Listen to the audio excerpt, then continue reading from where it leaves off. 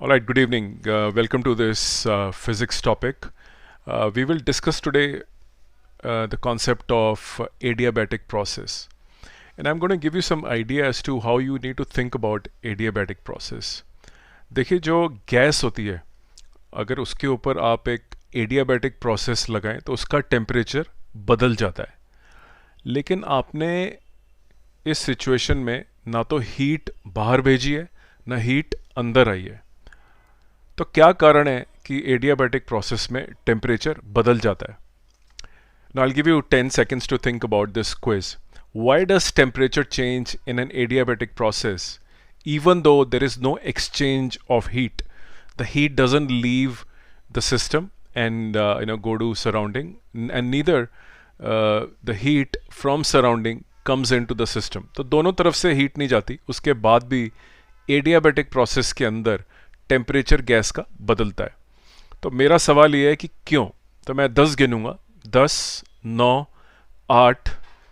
7 6 5 4 3 2 1 अगर आप आंसर कर पाए तो आपके कॉन्सेप्ट क्लियर है इसेंशली आपका फर्स्ट लॉ ऑफ थर्मोडायनेमिक्स आपको आता है और आपको बेसिकली कुछ सेंस है कि गैस की स्टेट बदलने के लिए हमें क्या क्या करना पड़ता है सी पहली बात मैं करूंगा स्टेट ऑफ द गैस ना a gas has a state a gas के पास एक प्रेशर होता है वॉल्यूम होता है टेम्परेचर होता है आप स्टेट को कैसे बदलते हैं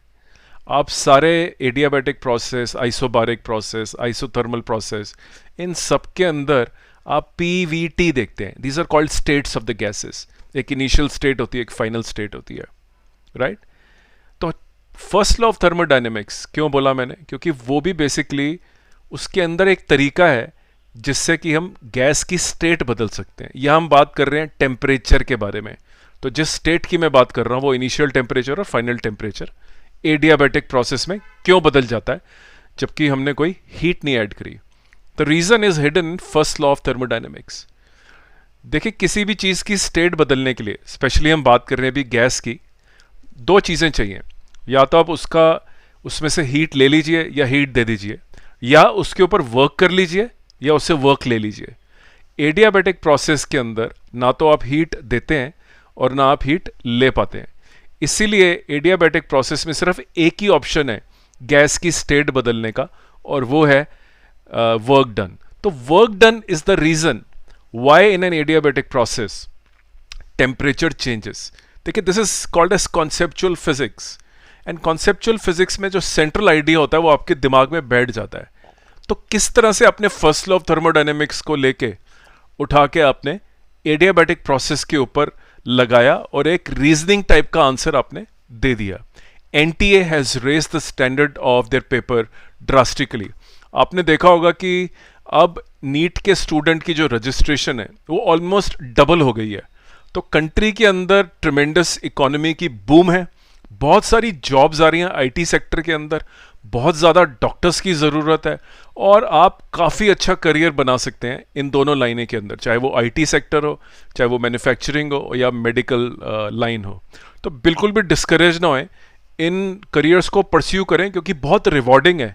शॉर्टकट लेने से आपका जो करियर आगे जाके है वो भी शॉर्ट हो जाएगा जितनी बड़ी आप प्रॉब्लम सॉल्व करेंगे करियर के अंदर उतने ज़्यादा आपको रिवॉर्ड्स मिलेंगे अगर आप बड़ी प्रॉब्लम सॉल्व करना चाहते हैं तो आपको बड़ी पढ़ाई करनी पड़ती है तो India is a booming economy you have tremendous opportunity career opportunities are there around 4 lakh IT engineers have to be hired and similarly with the booming population demand for doctors is rising rapidly और जो industrialisation हो रही है tier B और tier सी city के अंदर doctors are going out and settling there and there is no dearth of reward in these cities so pursue and you can see the pattern the number of NEET aspirants has doubled the number of people appearing for entrance examination or for that matter even CBSE and state board is increasing the reason is India is a knowledge economy और यहाँ पे knowledge workers की बहुत value है इसलिए अगर आप BTech MBA MBBS MD या आप किसी अच्छे कॉलेज के अंदर चले जाते हैं you have tremendous opportunities in next 10 15 25 years so work very hard for your career do not dismiss NEET and JEE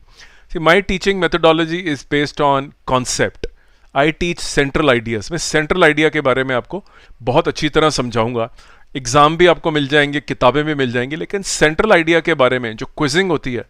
उसको मैं लेके आ रहा हूँ. आप मेरे वीडियोस को फॉलो करें. 2000 वीडियो मैंने यूट्यूब चैनल पे बनाए हैं. आप उनको परस्यू करें और सारे वीडियोस जो हैं वो समझाने का प्रयास है. उसके अंदर सर सोल्यूशन नहीं है कि किसी ने सोल्यूशन लिख दिया. The Endeavour is to teach you how to crack physics. A lot of students miss out on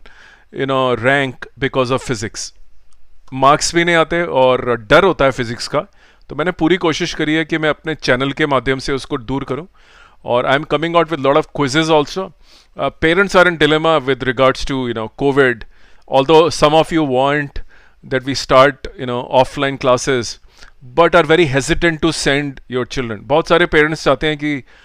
offline class को मैं शुरू करूं, लेकिन अपने बच्चों को भेजते वो घबरा भी रहे हैं. तो I am also in dilemma at this stage, but soon you will hear from me as the situation improves and we have complete safety and satisfaction from the parents. So thank you very much for listening to me. Pursue my YouTube channel and keep on pursuing my quizzes. It will benefit you tremendously. Thank you very much.